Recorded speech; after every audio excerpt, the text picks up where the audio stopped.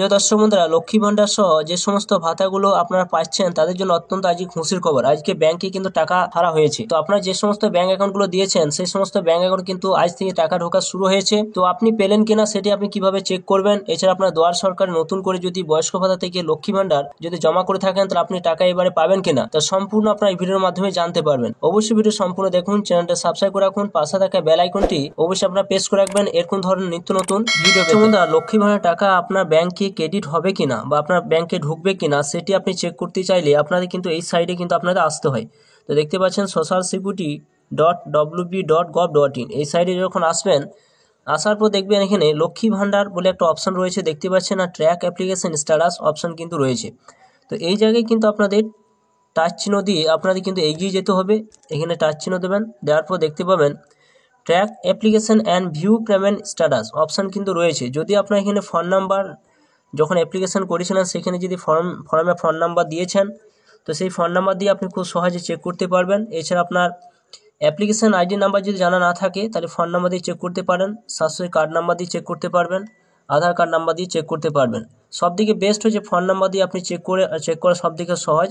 তো এখানে সরাসরি কী করবেন, সার্চ ইউজিং অপশন রয়েছে, এখানে টিক চিহ্ন দিয়ে আপনারা মোবাইল নাম্বারটা সিলেক্ট করে নেবেন এবং এইখানে আপনাদের মোবাইল নাম্বারটা দিয়ে দিতে হবে। যদি কোনো ব্যক্তি মোবাইল নাম্বার না থাকে সে অবশ্যই কিন্তু আধার কার্ড নাম্বার দিয়ে কিন্তু চেক করতে পারেন।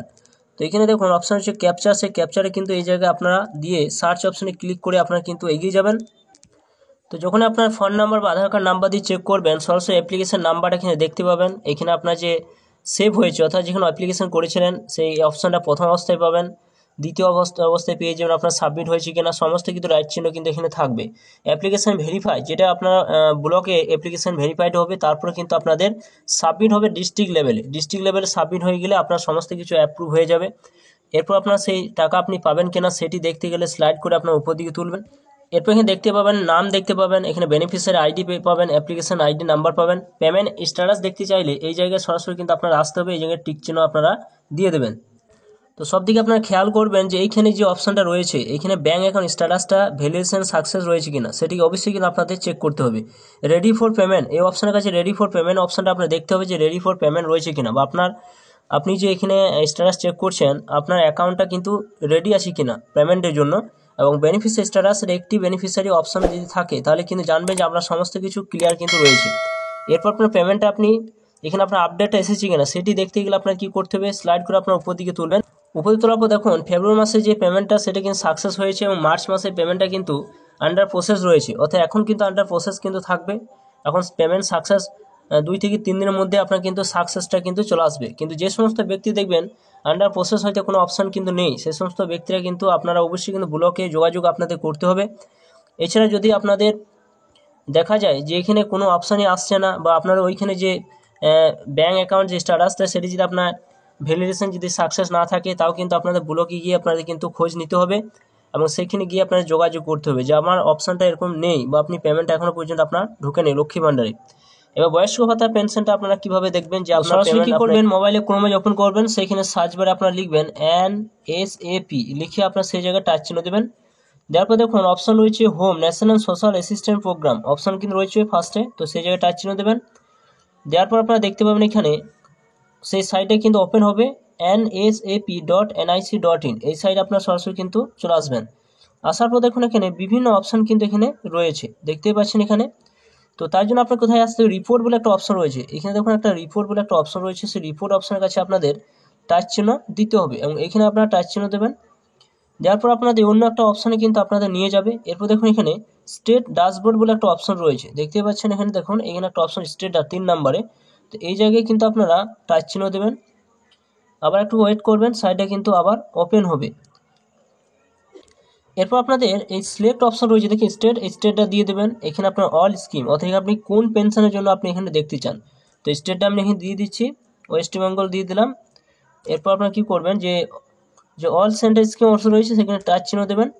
এখানে দেখুন অনেকগুলি স্কিম রয়েছে পেনশনের জন্য, তো ফার্স্টে রয়েছে আপনার ওল্ড এজ পেনশন, তারপর রয়েছে ডিসএবিলিটি পেনশন, তারপর রয়েছে বিধবা পেনশন, এভাবে বিভিন্ন পেনশন কিন্তু এখানে রয়েছে। তো ফার্স্টে অপশানটা টাচ চিহ্ন দেবো, দেওয়ার পর এখানে কোড নাম্বারটা এখানে বসিয়ে দেবো, এখানে সাবমিট অপশানে ক্লিক করে এগিয়ে যাব।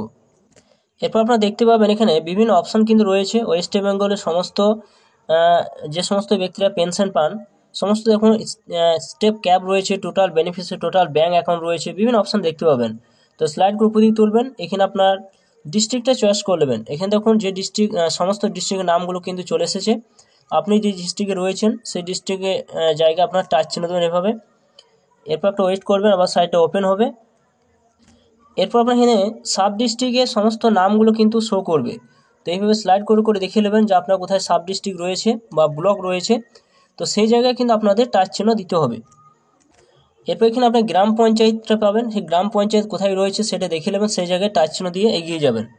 এরপর এখানে দেখুন সমস্ত ব্যক্তির কিন্তু সে স্যাংশন অর্ডার নাম্বারটা কিন্তু দেখুন বাঁ সাইডে রয়েছে।